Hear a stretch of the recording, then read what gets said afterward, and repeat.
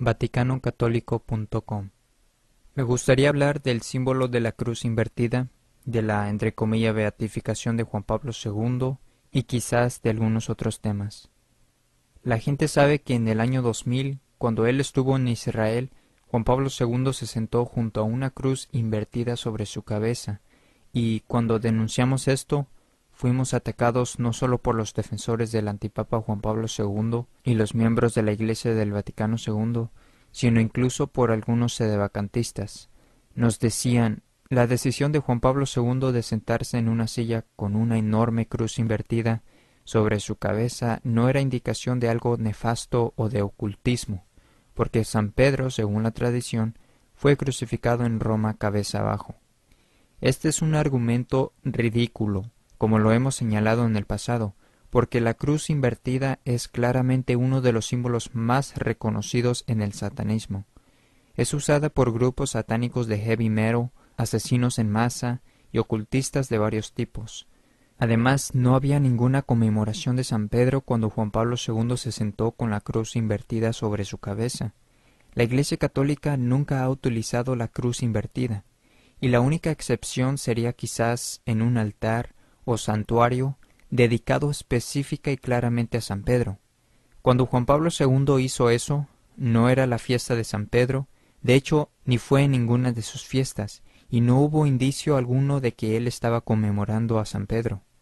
Sin embargo, esto es otro ejemplo de una acción malvada y simbólica, pero a la vez tiene la suficiente ambigüedad como para que los malvados defensores de la falsa iglesia puedan tratar de excusarlo o darle una explicación.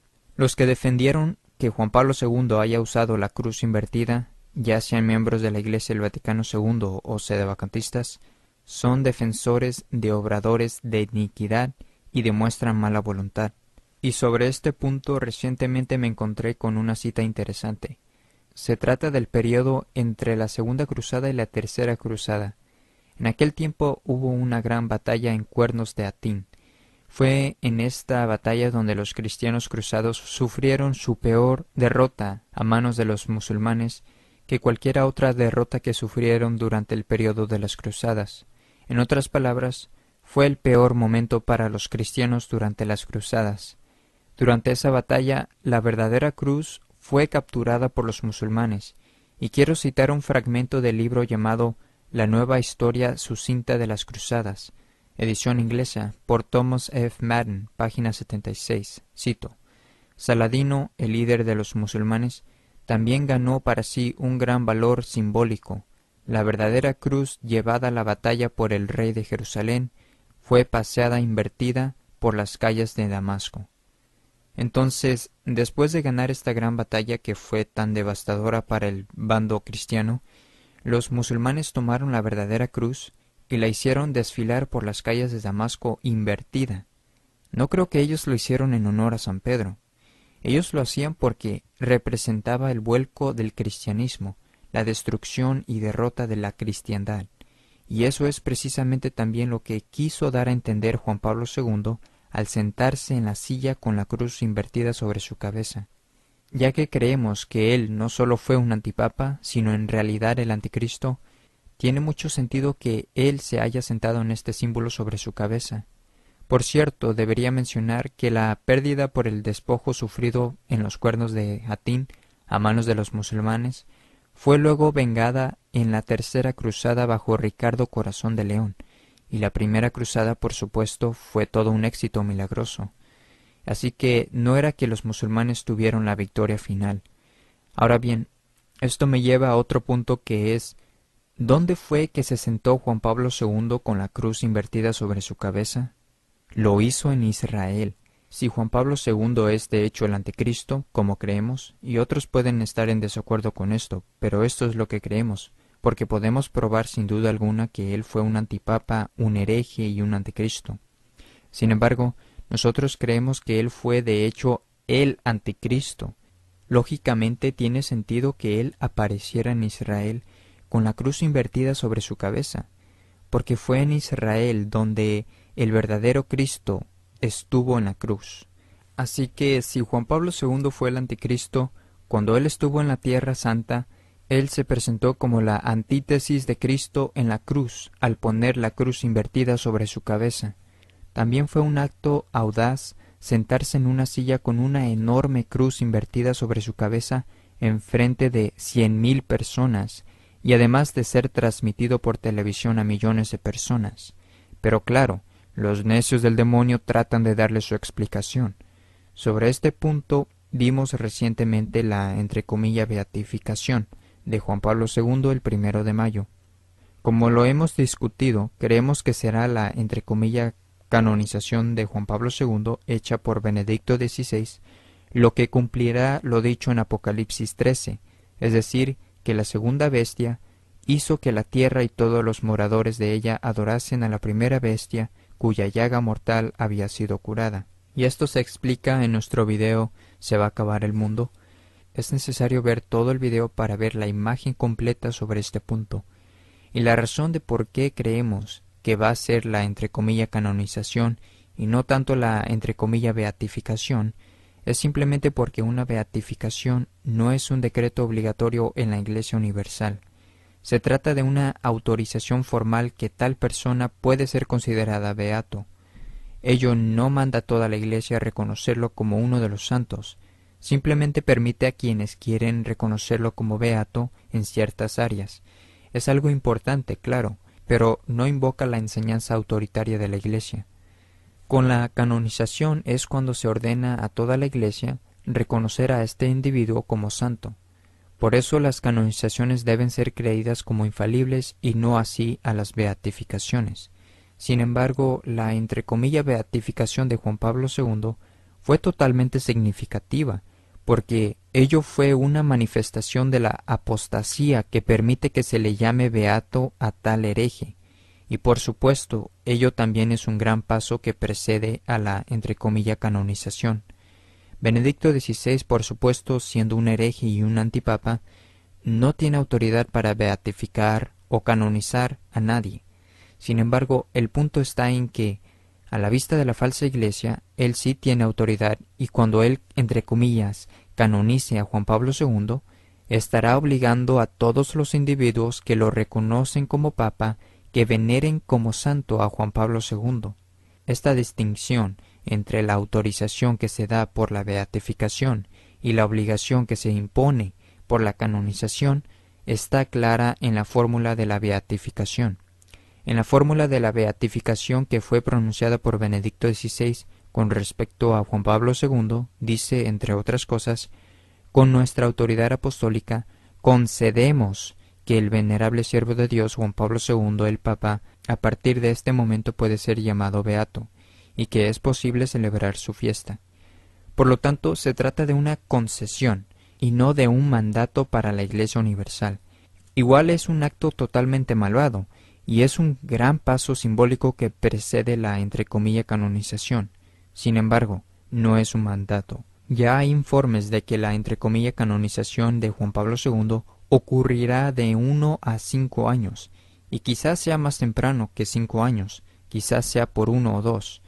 Cuando esto ocurra, será la entre comillas canonización de la nueva Iglesia, y los defensores del antipapa estarán obligados a venerar como santo a este hombre, Juan Pablo II, que negó todo, enseñó la salvación universal, negó todos los dogmas que se puedan imaginar, enseñó que cada hombre es el Hijo de Dios, etcétera, etcétera.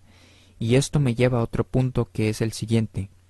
Nosotros creemos que Juan Pablo II es el anticristo, no solo porque enseñó claramente que cada hombre es el Hijo de Dios, y esto se ajusta precisamente con la definición de la Biblia sobre el anticristo y el desvanecimiento de Jesús, ni tampoco porque encaja con lo que está profetizado en Apocalipsis 13 y otras cosas, sino también porque él representa el anticristo en tantas otras maneras. Por ejemplo, él fue el hombre que enterró a Fátima. Fue bajo su mandato que se publicó el falso tercer secreto de Fátima el año 2000, y así esencialmente enterró a Fátima a los ojos de la mayoría del mundo. No solamente esto, incluso se colocó él mismo al centro del cumplimiento del tercer secreto, porque en la interpretación oficial del Vaticano, confirmado por la impostora hermana Lucía, dice que Juan Pablo II fue el hombre que cumplió el tercer secreto. Así fue que enterró a Fátima. Él es el anti-Fátima y se colocó él mismo como siendo el cumplimiento de ello.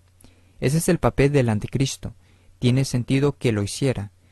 También hubo otros varios actos simbólicos, como ya lo mencioné anteriormente, de que haya sido en Israel que apareciera con la cruz invertida sobre su cabeza. También fue en el año 2000 y en torno al año 2000 fue que hizo una lista de cosas que tienen alto simbolismo. Por ejemplo, cuando proclamó nuevos mártires en el Coliseo romano. Hubo una gran ceremonia en Roma, en el Coliseo romano, el lugar donde los verdaderos mártires cristianos católicos fueron torturados y muertos por negarse a rechazar la fe. Y fue en ese lugar santo donde él proclama a todo tipo de no católicos como nuevos mártires. Esto fue una burla directa a los verdaderos santos y mártires y al sacrificio que ellos hicieron en ese mismo lugar. Este es el papel del anticristo. Él revolucionó todo lo que es importante para el cristianismo tradicional. Fue en ese momento, en torno al año 2000, cuando negó que el cielo, infierno y purgatorio eran lugares. Por lo tanto, socavó el mismo fundamento de la vida eterna. Todo esto apareció en reportajes en todo el mundo. Fue un poco cuestionado y después la gente siguió adelante. Fue en torno al año 2000 cuando pidió perdón por los, entre comillas, pecados de la Iglesia, por las cruzadas, esos santos emprendimientos que fueron aprobadas por la Iglesia, que representaron la batalla contra el mal, por lo tanto se burló de la Iglesia. Y también es significativo que haya sido en el año 2000, porque en su primera encíclica, Redemptor Hominis, Juan Pablo II crípticamente hace alusión a una marca, cito, «Está ya muy cercano el año 2000. Es difícil decir en estos momentos lo que ese año marcará en el cuadrante de la historia humana y cómo será para cada uno de los pueblos, naciones, países y continentes. Como lo explicamos en nuestro video ¿Se va a acabar el mundo?». Fue justo antes del año 2000 cuando rechazó todo el Concilio de Trento al ponerse de acuerdo con los luteranos sobre la doctrina de la justificación y la enseñanza de la justificación por la fe sola, y él estuvo de acuerdo en que el Concilio de Trento ya no se aplica. Por lo tanto, para el año 2000, se había burlado o negado sistemáticamente de todo aspecto importante del cristianismo, y por supuesto, descata su promoción del falso ecumenismo y cada detalle en que se involucró. Se inclinó ante los judíos mientras ellos rezaban por la venida del Mesías en la sinagoga. Ese es el papel del anticristo, porque él quiso hacer público como representante de lo que la gente creía ser la iglesia cristiana, que él estaba diciendo que Jesús ni siquiera era el Mesías. También tomó de la copa que los paganos mezclaron, específicamente para negar lo que se enseña en 1 Corintios de que no debemos beber de la copa de los demonios, y así sucesivamente. Entonces, él abarcó todas las abominaciones.